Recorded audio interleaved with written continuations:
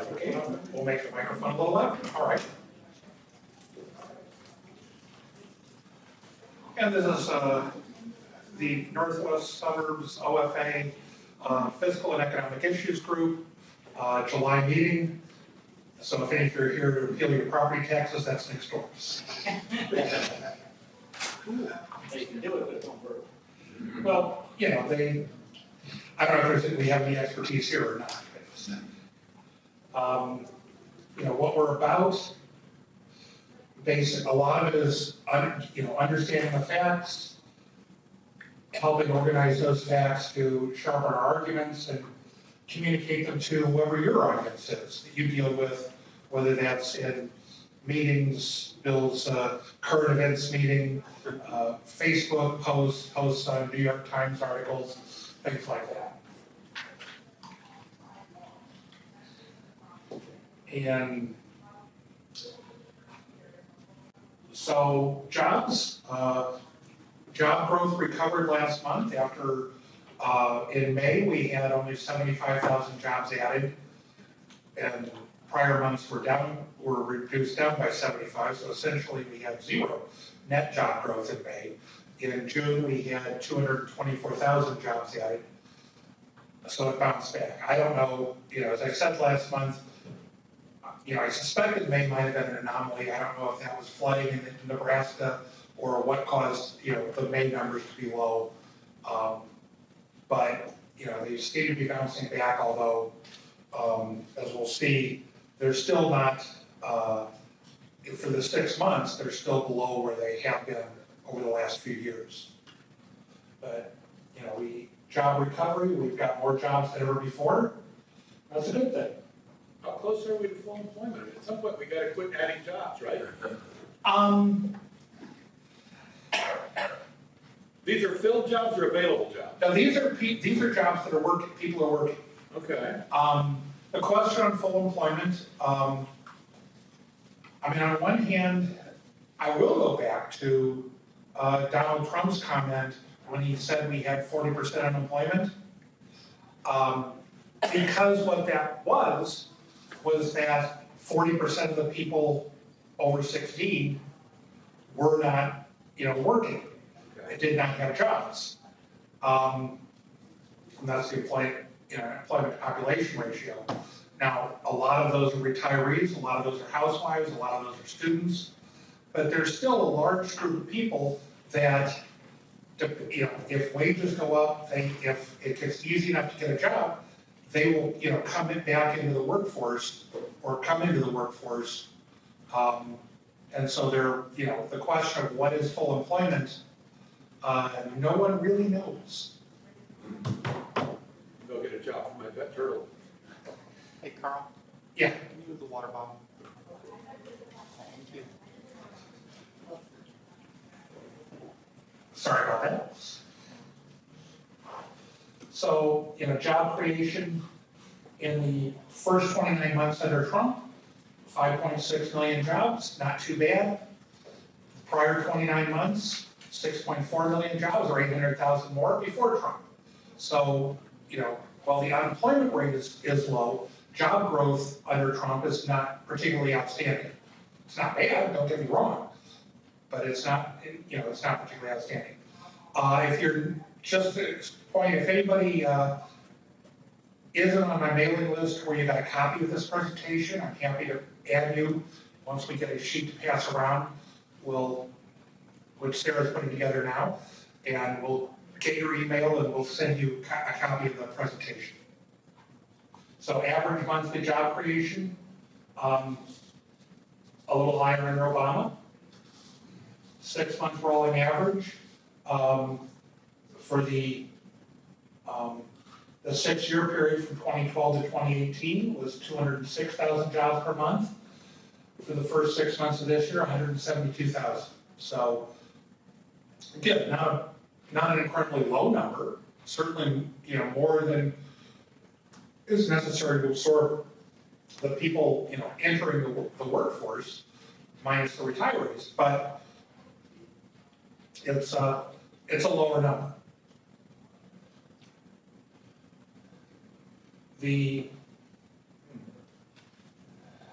The red line here was the January 2017 forecast, which indicated they thought that job growth was going to go down faster than it has. But they're still expecting job growth to go down below, in 2020 and 2021, 2022, and be, substantially lower. Which is one of the reasons, the whole question about full employment was one of the reasons why I was pretty confident when Trump got elected. I said one of the things I was going to compare was whether we added more jobs under Trump than we did previously. And I was pretty confident that we would not be able to do that. That's, even with the massive Keynesian stimulus of the tax cuts and the increased spending, you just can't do it. Unemployment rates. The unemployment rate bounced back up slightly from 3.6 to 3.7%. I wouldn't be surprised if it doesn't bounce up a little bit more, just because the labor force hasn't grown yet this year. I mean, it did grow in June, but overall it has not grown. We lost a lot of people from the labor force. And the labor force is this is a household survey, so there's a lot of volatility to it, but it's going to tend to trend up probably between 500,000 and 1.5 million people per year. The U6 is the rate which includes the people who have part-time jobs that want full-time jobs, and the people that haven't looked for a job in the last month, but have looked for a job in the last 12 months. And so they are considered in the labor force for purposes of the U6. And so that's always been a slightly higher number. It's come down quite a bit. The lowest we've ever seen it was 6.8% around 2000. So we're darn close to that right now. This is labor force participation among the 25 to 54, the prime working age people. And this is where, even among the prime working age people, we've got almost 18% of people, those age groups, I was going to say us, but I'm well out of that group, that aren't currently working and aren't looking for work. So, how many more of those people might get coaxed in? How many more of the group over 54, the 55 and older group, might get coaxed in? How many of the people that are reaching retirement age don't have enough saved and are going to continue to want to work? And that will, provide a source of people to fill those jobs.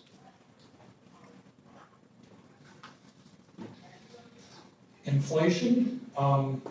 The blue line is the volatile, which includes food and energy. The red line excludes food and energy. Inflation down a little bit, 1.6% over the last 12 months.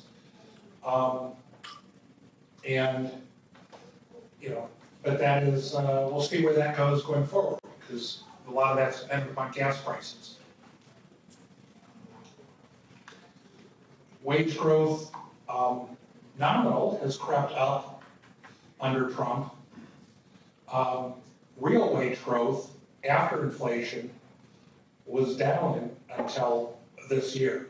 And so that's why if you look at real wage growth down in the bottom right corner, real wage growth for 2015 and 2016 was higher than in 2017, 2018. When we look at the 12 months 2019, we're back up to at least a decent number.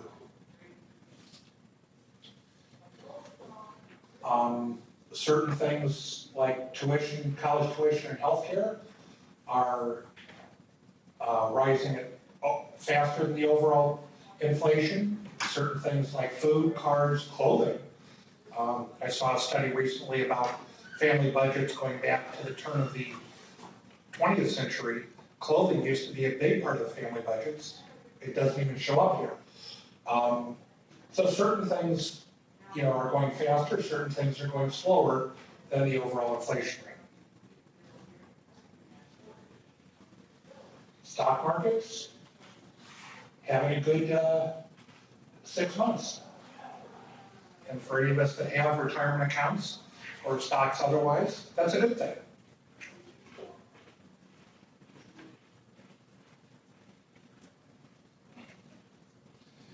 And this is just compares the cumulative gain through 632 days under Trump and Obama. And it was higher under Obama, although we had a drop in his early part of his presidency. It rebounded.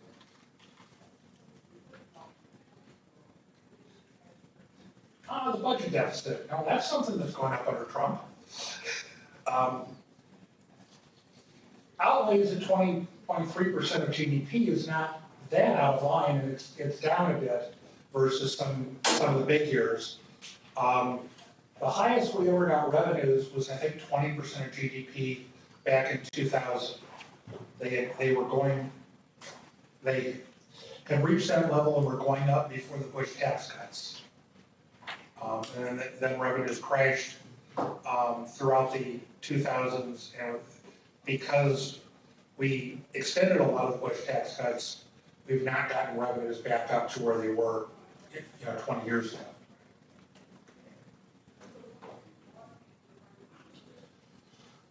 Obviously, we've had very few surpluses. Fiscal year 69, Lyndon Johnson's last fiscal year was a surplus year. And then the end of the Clinton years were surplus years. Big deficits during recessions. And even though we're not in recessions, and as somebody said, we're darn close to full employment, we've got big deficits now and projected into the future, primarily due to senior citizens, retirees, Social Security, Medicare, and senior citizen Medicaid, which is mostly nursing homes. Once people have used up their assets. And so that's going to continue to drive federal spending for the next few decades.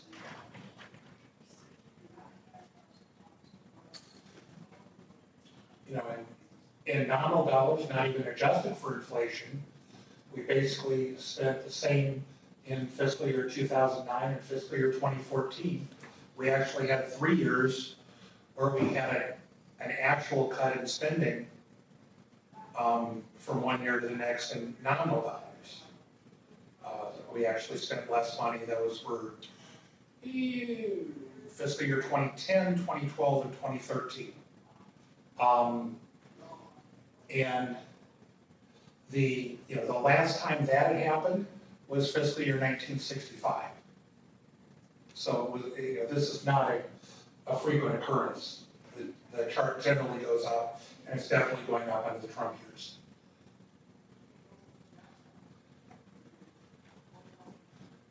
Mandatory expenses like Social Security and Medicare are going up. Discretionary spending going down. Interest is kept relatively neutral at about 3% of GDP from the mid-'80s till today. It went a little lower in the middle 2000s.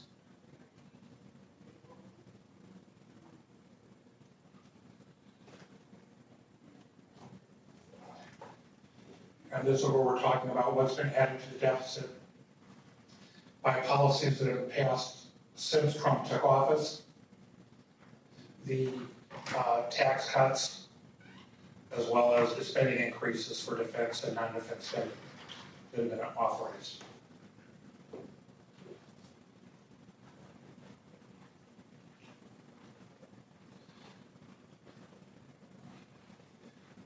Debt to GDP ratio is going to be higher as a result of the policies that have been incorporated under Trump.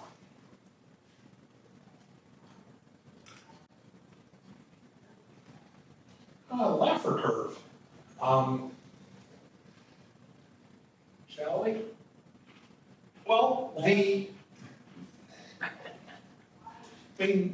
Laffer curve actually goes back to some, 14th century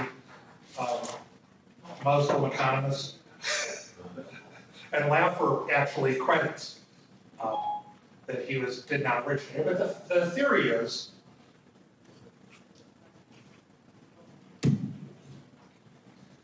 that as you go from a 0% tax rate to a 100% tax rate, tax revenues will go up. And at some point, the tax rate gets so high that the revenues will go down. So at a 100% tax rate, people generally are not going to report taxable income.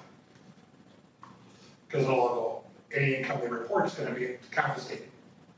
A lot of people draw this graph with this high point at 50% tax rate. The economists who put this together, I think this is The Economist magazine, say it's slightly above 75% here in the US, but that's a combined federal and state tax rate, because you say we're currently just under 50, and our top federal rate is not 50. So they're actually arguing that the government would get its maximum revenue if it taxed everyone at an average of 76%. Is that what you're saying? Not an average. This is a top marginal rate. And again, not the federal government, as I just said, because states have got 10% rates. So they're saying that something in the 60 to 65 range would probably maximize federal tax receipts. So is there a different curve for every economic group, for every class? If I'm in the top 10%, I got one curve. If I'm in the bottom 10, I got a different one. The top marginal rate only affects the people in the top classes. I understand that, but the idea here must be similar. I mean, if you want to extract the maximum tax revenue out of the poor people, if that's the way the government's implying, there's going to be a similar curve for that, is there not?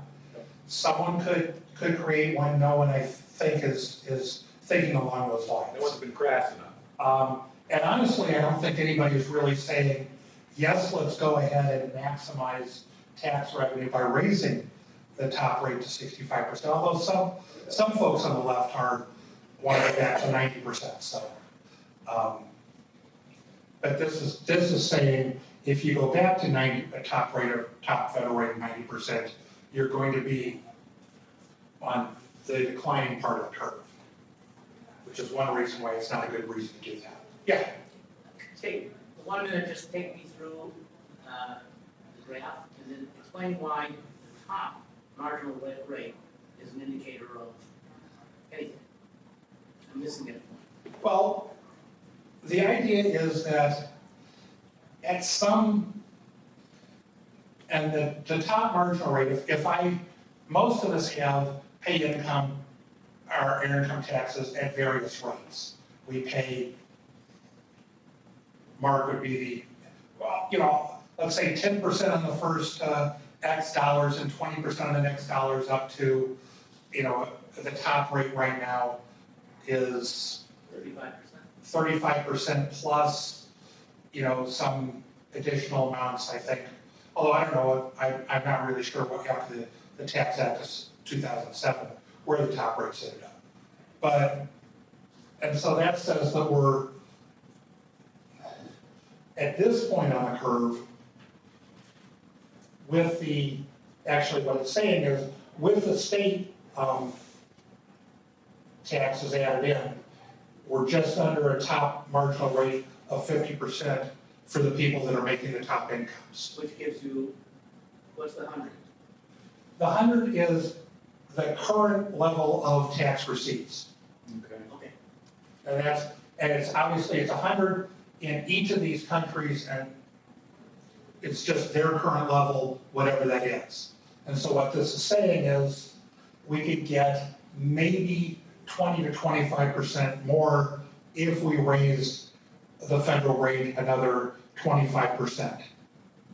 Without identifying what the incidence of that tax is. Pardon? It's on the total tax, or it's top marginal personal tax? Yeah. So, And, I'm not really sure. I'd probably put maximum as opposed to optimal. Because optimal, it gets into a whole different discussion. Do we really want to maximize?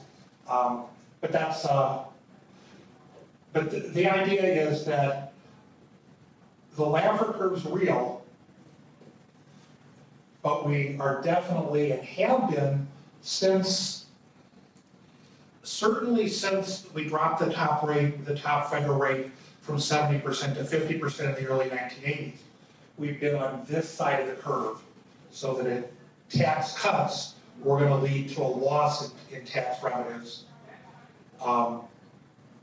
and tax rate increases lead to an increase in tax revenues. What this would argue is that when we cut from the 90% to the 70% back in the 60s, we were probably moving up this part of the curve, and we were probably right around here when we moved from the 70%, because the 70% federal would have been a total rate of probably 80% at that point. But isn't one of the factors how many people in each of the different tax rates? So I'm trying to figure out why the top marginal tax rate is an indicator there, as opposed to where the median marginal income tax rate or something like that might not be. Well, the idea is that at some point, I mean, and it's a different point for different people, at some point you have the tax rate becomes so high that people say, I don't need to work extra hard if the government's taking, Y amount of my income. Yeah, and so, I mean, obviously here, if the government's taking 100% of your income above a certain amount, people are not going to be very incentivized to go out and work harder to make more money if all of it's going to the government. But that's also saying we can get 25% more revenue. Do you think that means 25% more revenue from overall, or 25% more revenue from a particular group? From the top marginal. I've interpreted that as the whole country. No, I think, it says high income. It does, but I haven't read his study, but I'm wondering if he's saying we could get 25% more revenue than we're getting now if we raise the top marginal rate to 76%. I'm not sure, I have to look at the study, but if that's true, that amount, that if our revenue for the whole country were to go up 25%, that would basically wipe out the deficit. Yeah. It's 900 billion on 3.6 trillion of revenue. So it's essentially, that would eliminate the deficit if we went to that optimal rate, if that is assuming that's talking about the entire country and not just a particular group. Yeah, is it just the marginal, or is it, We'll get an answer for you, we'll look that up and we'll figure it out, because now that you guys are asking the question, it's like, well, duh, I just didn't think about that. Another sort of related question is, so what are we assuming for the state portion of that?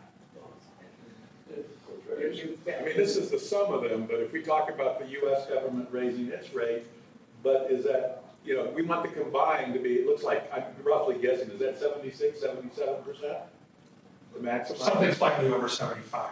Yeah, so let's say it's 77.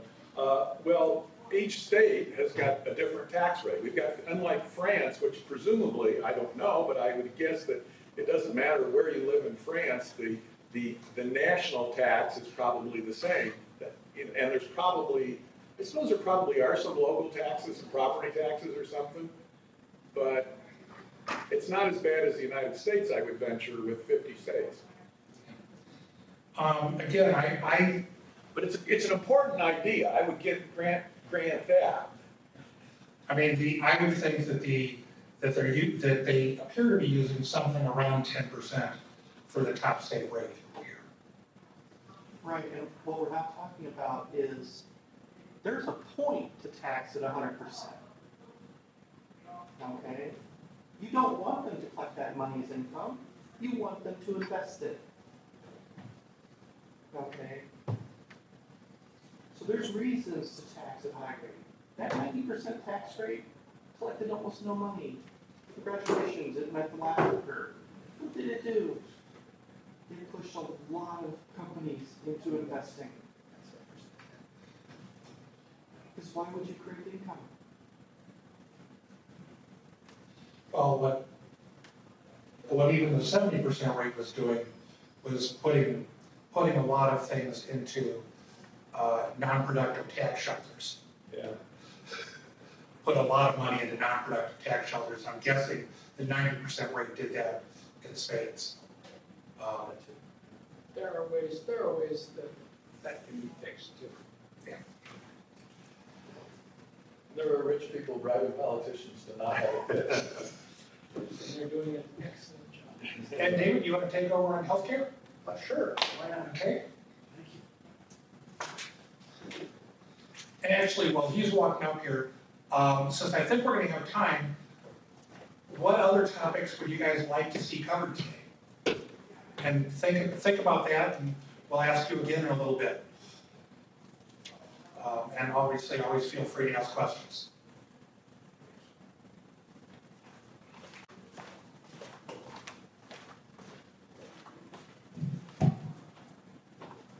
Okay, so healthcare, number of people with coverage.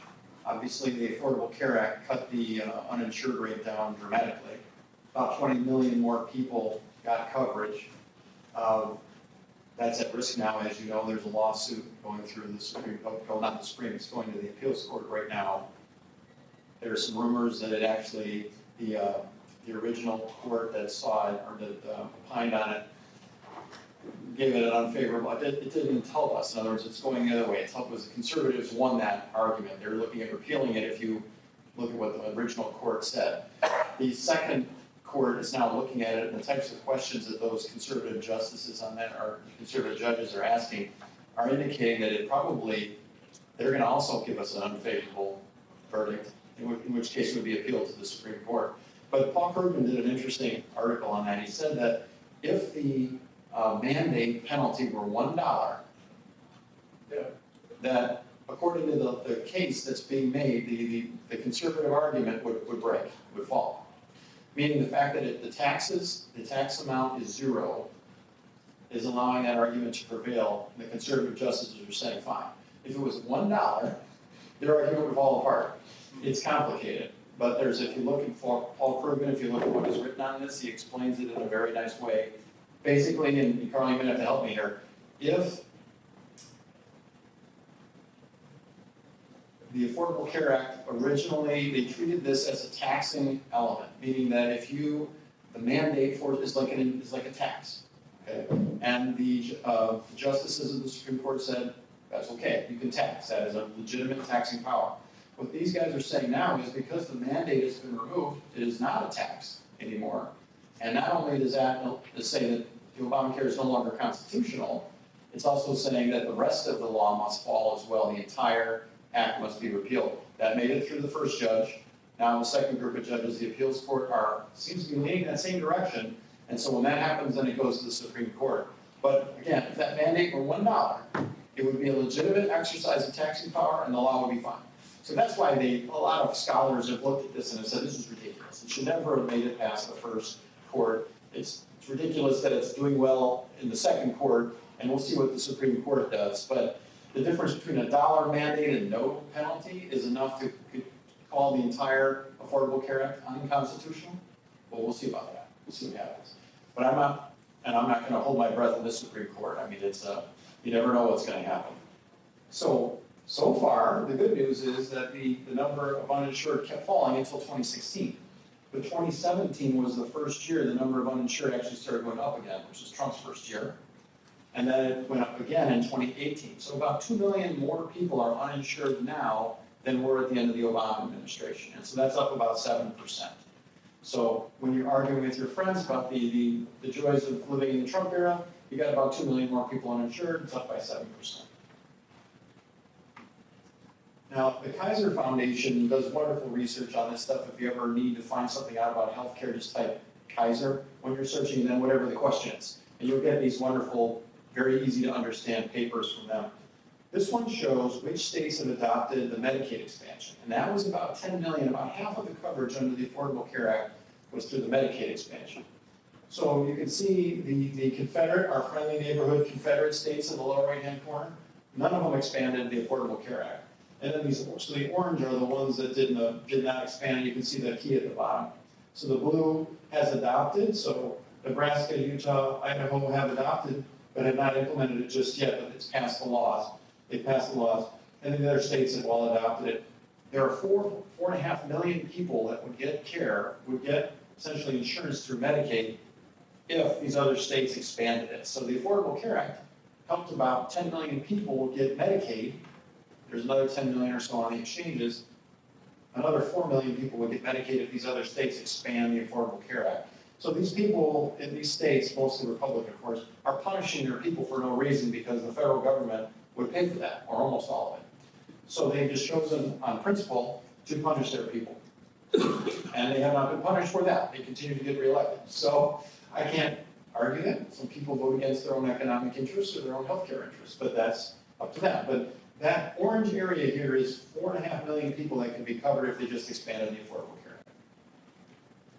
Act. Another way to look at it, I'm just going to show you the table in the upper right-hand corner for a second. The states that have expanded the Affordable Care Act have an average of 9.1% uninsured under 65. This is all under age 65 because over 65 you got Medicare. But in the states that did not expand it, they got almost a 16% uninsured rate. So it cuts the Affordable Care Act cuts your uninsured rate in half. These states chose not to do that for whatever reason.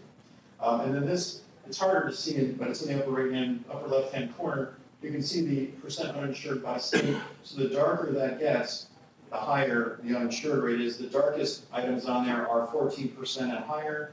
The light greens are under 8. Okay, make sense? Stop me if you have questions. Recession risk. All right, we got a few special topics today. So before I get into this, if you had to guess, what percent chance do we have of a recession by June 2020? What would you say? What percent chance of recession between now and June 2020 do you think we have? 20. Throw out numbers. 20%? 10%? 10 to 20. 10 to 20. What's that? Sorry, 30. 30% chance? I'll guess 50, just 50, okay. There's no money at stake. This is just bragging rights about how. 51 or 60 now. All right. Let me go to that slide. 33% chance is what the New York Fed does this recession predicting model, and they do it based on interest rates. Don't ask me how that works. Some heavy duty statistics and economics nerds figured this out. But they're estimating about a 33% chance that we'll have a recession. And you can see if you look in the lower right-hand corner, that number has really jumped lately. And that has to do more with what's been going on with interest rates. So when you hear the Fed, and this whole section, this recession risk, we're going to talk about kind of if you were the Fed, if you're the Fed chair, what would you do and why? And we're going to talk about that here. But they're worried about a recession, a 1/3 chance. And so when they talk about lowering interest rates, part of that is as an insurance policy to try to reduce that 33%, move that number down. That's kind of why they're doing it. So there's been a lot of discussion because the Fed just did their mid-year report. You probably heard a lot of the news in the last couple of weeks. Let's talk about that a little bit. So in June, the Fed did their forecast. Go question, go ahead. Just go back to that slide. right Yeah. now. So the brown line, that was the predictor. So Yes. if we look at the 2008 Great Recession, the predictor hit just slightly higher than 33%. Is that correct? Right, yeah, that's right. Is the gray lines, sort of like yes, in fact, a recession? Areas where- Right, the vertical blue like these? So the predictor is Yes. almost 100% accurate. It looks somewhat like those folks that say the stock market's predicted 9 out of the last 5 recessions. That's a famous economist Say quote. it again. That's it. That's why I'm trying to avoid that, trying to say. There's a famous line from the 60s, I think, the stock market has predicted 9 out of the last 5 recessions. Oh. I'll give you an example. But now Well, look if- backwards. Now looking backwards. If you look in the 90s, you'll see that the predictor went up a couple of different times without hitting recession. Right. In the 60s, you see it as well. I suppose another question is there a periodicity to the recessions? It's not a perfect period. certainly not, sinusoidal. I can't answer that. Yeah, there does not appear to be a particular period to the business cycle. We obviously just have the longest growth period, since we've been tracking it. I think we're 1 month longer than we were back in, what was it, the 90s. So I would say, I don't understand all the math that goes with this. I would just say the Fed is looking at this saying, that number is jumping and has jumped lately by whatever measures they're using, which is mostly derived from the yield curve. We're going to talk about that in a second. Let me just mention what the Fed is currently saying. Now, as of June, and this may have changed a little bit even since then, there's a bunch of different economic variables on here that are being forecast, and they're showing their March forecast versus the June forecast, and you can see how they change. So there's March, this is GDP, there's the March projection, and then June. And the same idea here, unemployment rate, inflation, two types of inflation, core, which is excluding the food and energy, and then overall. So the top line is actual? Yeah. And, There's no actual on here, everything on here is a forecast. oh, you said it's Yeah. not, you said like. These are two forecasts, March and then the June forecast. Both are forecasts. Oh, June. Forecasts at two different points in It time. doesn't say June, okay, got it. Right, you're correct, yeah, that's right. Now, an interesting thing here, and I boxed it in down at the bottom. Look at that change in the federal funds rate, which is the interest rate that the Fed sets. Whenever you hear about the Fed lowering interest rate by a 1/4 point or a 1/2 point or raising it, that's what they're talking about. They changed that number from 2.6 to 2.1 in 2020. All right. Now, the bad news for us as progressives, or more likely to vote with blue, is that's a big help for Trump. When the Fed is knocking the interest rate down by 1/2 percentage point, that is a big boost for him. And notice that it reverses right after that. In 2021, it goes 2.4, so it goes 2.4, 2.1, 2.4. It's like, how much are they paying you? So, yeah. So if you were one of the never Trumper Republicans, okay, Trump or Republicans, there's two of well, them. clearly there's quite a bit of them. Three? No, but you would be hoping that, that the Democratic Party would win the White House in 2020 and that the recession would hit so that you could get rid of Trump, blame the Democrats, and then 4 years later or 2 years later swing into office. If you're the Fed chair, as much as I don't approve of this, if you're looking at a statistic like that, let's say that's your best model, and it's saying the chances of a recession have jumped dramatically lately, sending a signal to the world that you're about to lower interest rates is a pretty good idea, I think, my opinion. As unpleasant as that math is for us as partisans, we're putting our American citizen hat out for a minute. If the Fed is nervous about this, and these are the people in the best position to judge this, in theory, then lowering the interest rate is a pretty good insurance policy. So I don't blame them for that. It's unfortunate from an electoral standpoint that Trump's going to get a lot of help in the next year. One of the tools that the Fed uses at on a recession is to bring that federal fund rate down. Yep. Which, if we're at 2.1% at the time of the recession, what is the typical, that's not very much leverage. They can lower it more. Yeah, Well, they can lower it to zero. that's right. They should. But I guess what I'm asking, is that 2.1, is it typically 4, so that when they have a recession, they can really bring it down and have a higher Yeah. impact? I mean, if you go back, and I don't have the graph here, but if you go, well, wait a minute, I have a graph I can use in its place. This isn't quite right, but let's use this. This one isn't really that helpful because it only goes back to 2010, but I don't have a good graph to help you with right here. Yeah, interest rates in the past, going back further and further, were a lot higher. 5% was not an unusual rate. I think going into the Great Recession, you would see a typical 5% rate wasn't unusual. When I was in graduate school, 2000-ish, 5% was sort of what you assumed as the risk-free rate of interest, So 5% wasn't unusual, but since 2010, 2% is pretty, we had very close to zero rates for a very long time after the Great Recession. So is that lack of a tool, they don't have the tool that they normally would have? It's not 5, right? They don't have as much room to cut. They've got 2.6 points to cut. Now, they can also go back to doing the quantitative easing thing, right, where they start buying, it's more complicated, but they're buying assets to try to get, to make bonds and interest rates go in opposite directions. So if the government is buying a lot of bonds, interest rates are being driven down. That's just how, that's complicated, but that's how they work, interest rates. And so if the government demands a lot of bonds, the price of the bond goes up, the yield or the interest rate goes down. That's the other thing they do, that's called quantitative easing when the Fed is buying those bonds. So if we run into a recession, they need to lower that all the way to zero again, which it was a few years ago. They can also do quantitative easing again. So they got tools they can use. And then we talked about MMT a few sessions ago. In theory, the government can print as much money as it needs. It can pay off student loans, it can pay off the national debt, it can do all these things. You just start taking a bigger risk of inflation when you start doing stuff like that. Can't they go negative? Can't they go -1? I don't know how they do that. I have never heard of them doing that. Could they do that, Carl? I don't know. Can you take the Fed rate and make it negative? Pay people to, What are you doing? I don't know how Ask to do it. for less back when they They return. always talk about the zero lower bound, so I'm not sure that the Fed can They actually did do it it. in Europe. Yeah, Europe did it. It's nothing, it's the Did negative. the central banks do it, or did just, is that what happened with the yields on the bonds and things? Like the German bond is negative, right? It's a negative yield. But I don't know if the bank did that. Yeah. You think the bank did? Well, they straight up took money out of the bank's accounts. So they're doing a negative, some kind of a negative interest rate. Yeah. I'll have to look at that. The Fed always says zero lower bounds. They look at, you know, And they required the banks to deposit funds to do it. Interesting, okay. Well, we haven't done it here, so let's see, but at least, yes, you're right, you can go from 2, we got even more that they can take out, all the way down to 0 at least.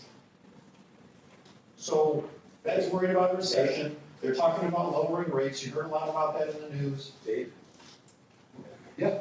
So what is the components that drive the Fed's expectation? Because I'm looking back at 1981 on your chart. Oh, okay, yeah. My God, that's 90, that's a 95% predictor. Something really was For here? wild. In the 80s? 81? 80s. Or This is 1981, the yeah. Reagan recessions, the two of them that were back to back, end of the Carter administration and the Reagan administration.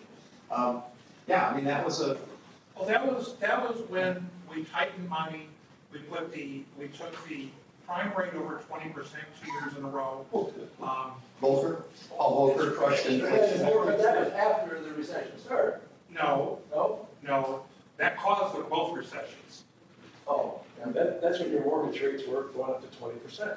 Yeah. I was moving from Atlanta up to here. I remember that all of a sudden. I remember when my brother got a deposit account as a little kid, like 5 years old, at 15% or something interest on his deposit. Your short-term rates were higher than your long-term rates. Because people didn't think inflation, whatever, was gonna continue long-term. You had a lot of inflation in the 70s, and that's what Volcker did when he came in, is he drove up the interest rates dramatically, and, you know, we had these 2 back-to-back nasty recessions, but I don't have it in here, I'll bring it to a future session, but there's an interesting idea called the misery index.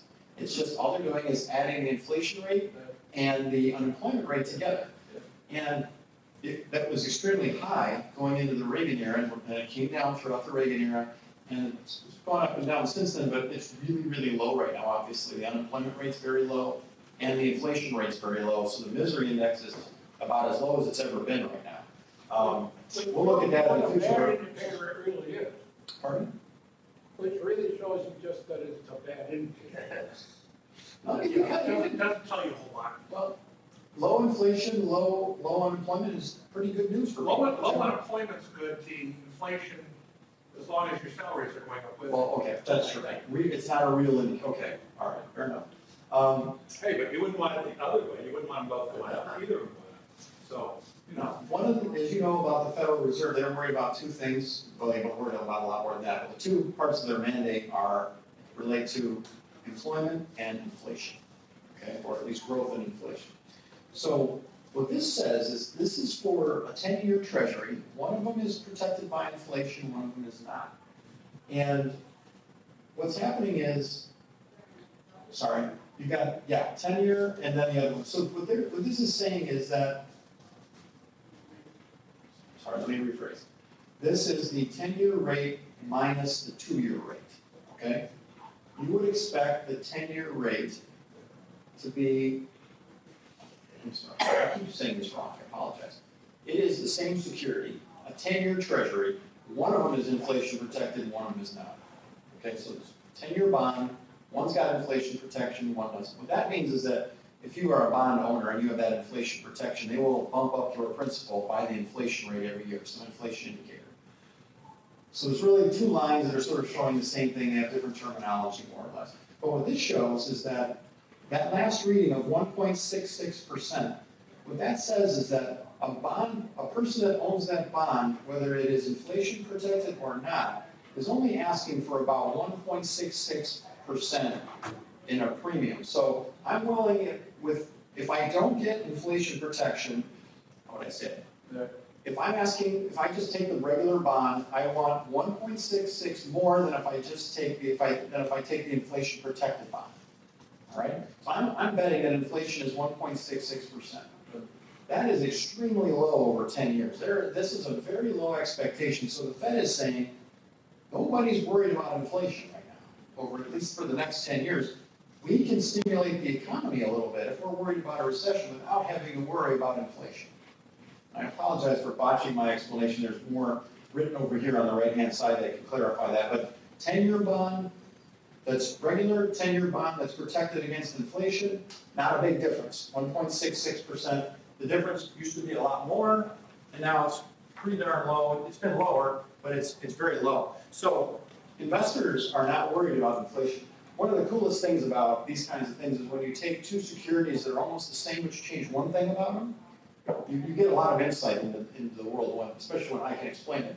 But this one, this is saying investors aren't worried about inflation. That tells the Fed we got some room to move. We can stimulate the economy without worrying about inflation. It supports the MMT there, you know, can throw a lot of money at it. Well, if AOC is president and she goes for MMT, then that may change, but we'll see. You never know. I mean, these things have been, you know, and I wish I had that. I was looking at the graph of the misery index the other day. It's so low. You know, the inflation is very low and has been for a long time. The Fed doesn't need to lose a lot of sleep over it, is what the market is telling them. This is Wall Street telling them, we don't care, we're not worried about inflation. So how does that port with the news we're hearing on the tariff wars, increasing 10%, 25%, constantly out there, China, Mexico, and now the European Union? One would think we would be really worried about inflation based on tariffs. They're not. And the tariffs, I think I heard the other day that we've collected like 60 billion in tariffs over something 50, okay. So that's a lot more than we used to, which was more like 10 or 20, but something was a lot less. Yeah. So that apparently is not enough to scare people. I do suspect that most Wall Street types are thinking that this is gonna blow over, that these tariffs are gonna go away, that the US and China are gonna come to some agreement. I don't think they really believe that there's gonna be tariffs, significant tariffs for a while, driving up prices. But we're gonna talk about trade in a little bit, so I'll come back to that one. And I think, Carl, this may be why you said these two slides are duplicate, or kind of duplicate. I was having so much fun with graphs that they're not quite the same. Now this is different. Okay, so this is now the idea of the yield curve. Oh, go ahead. I was going to say, the argument that the market doesn't anticipate inflation, therefore the Fed can reduce the interest rate, presumes that the market's view of inflation is causally related to whether or not it happens. Or that the market has insight that the Fed lacks into whether or not there's going to be inflation. Because why else is that data useful? Yeah, The data is useful because the Fed is under regulatory capture of the stock market, from the stock market.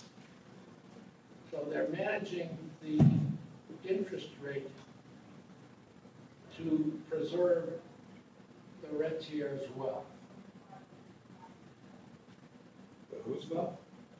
What I would say is this does tell you the behavior of Wall Street. This is what they are betting. When investors are buying 10-year bonds, they're saying, I only want 1.66% of inflation premium because that's what I expect inflation to be.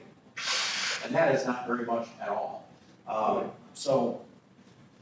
Right, that's their expectation. That is, and that's what the market is telling the Fed. So the Fed can look at this, because this is based on millions of these bond transactions, that are happening. What I'm trying to unpack is there any causal relationship between what the market expects and what actually happens?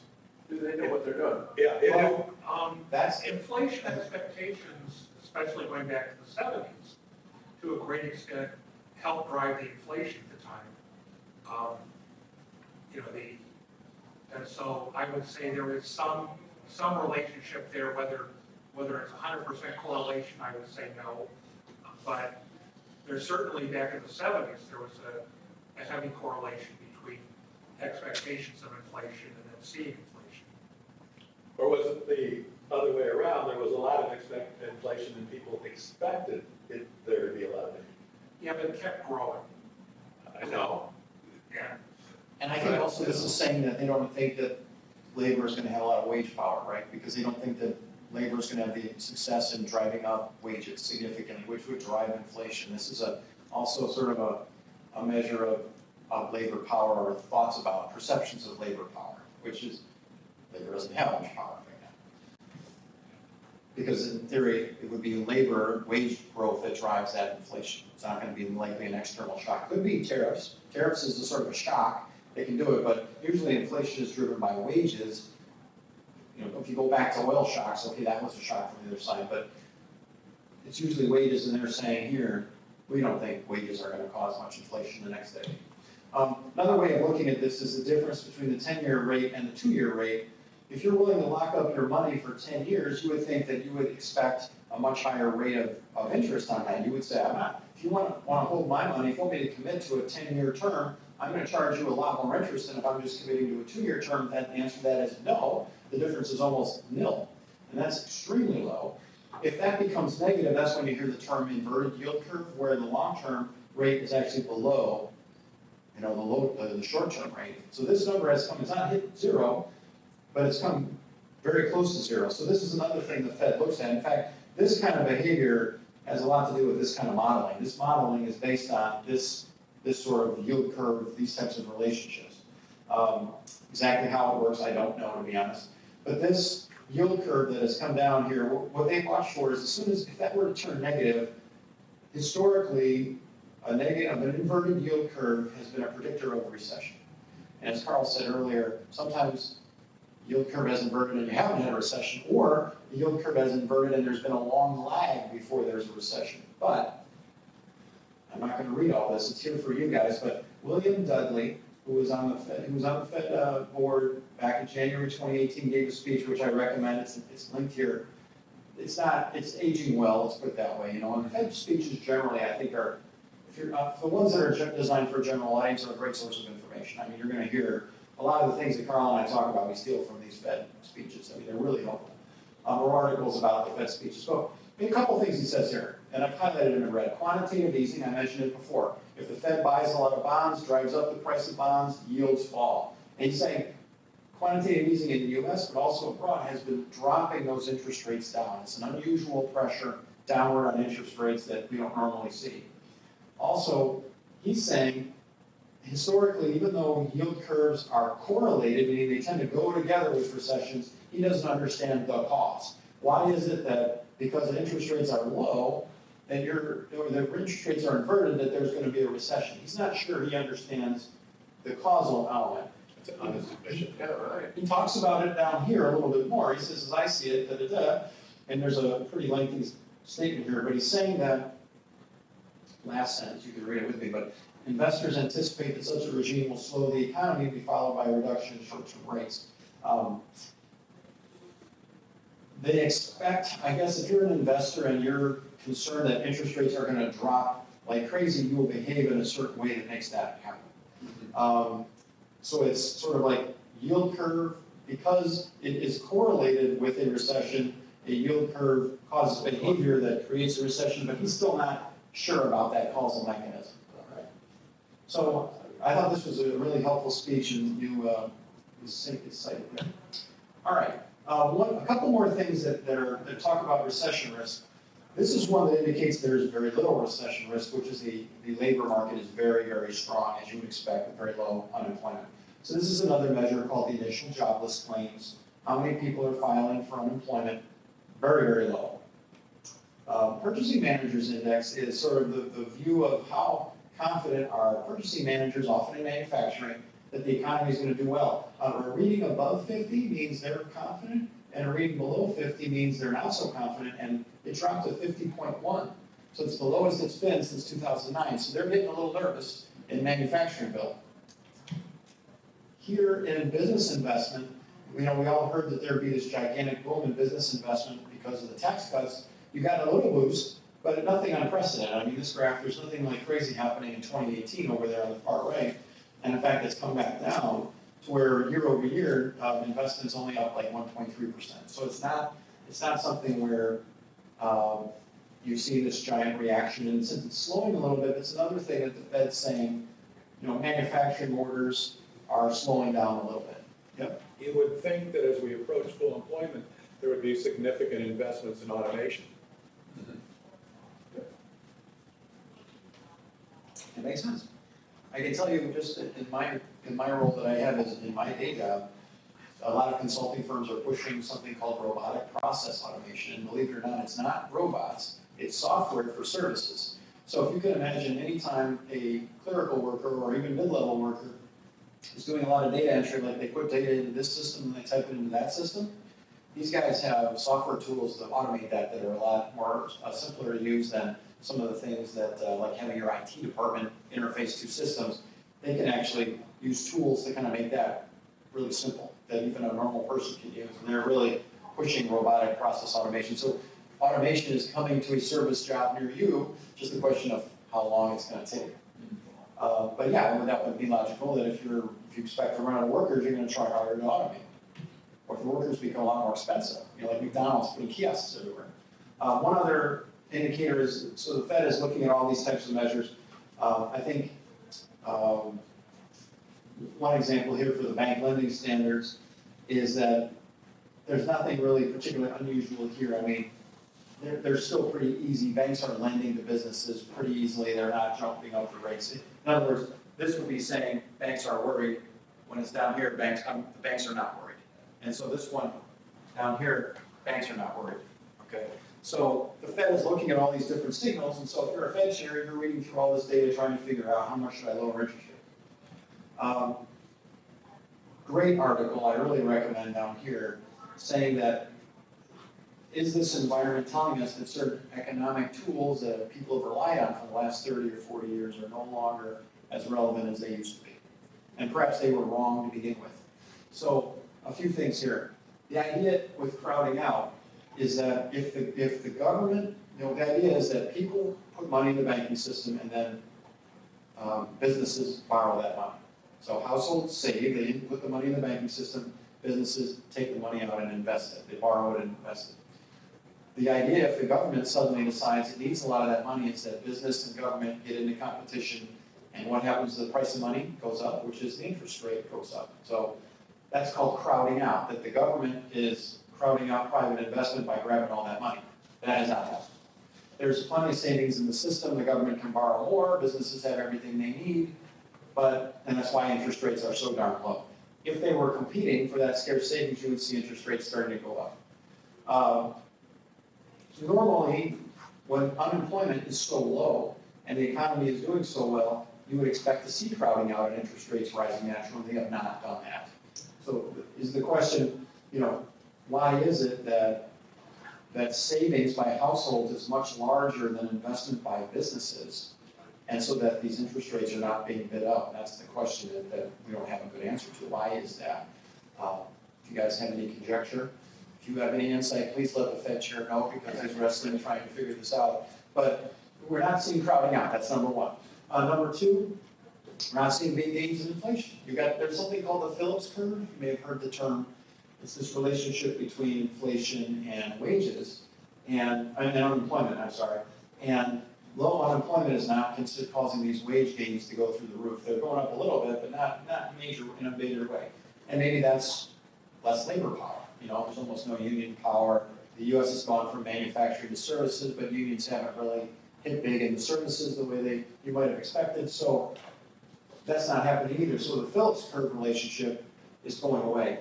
Bond investors, I mentioned a few things about that, bond investors are not expecting any inflation.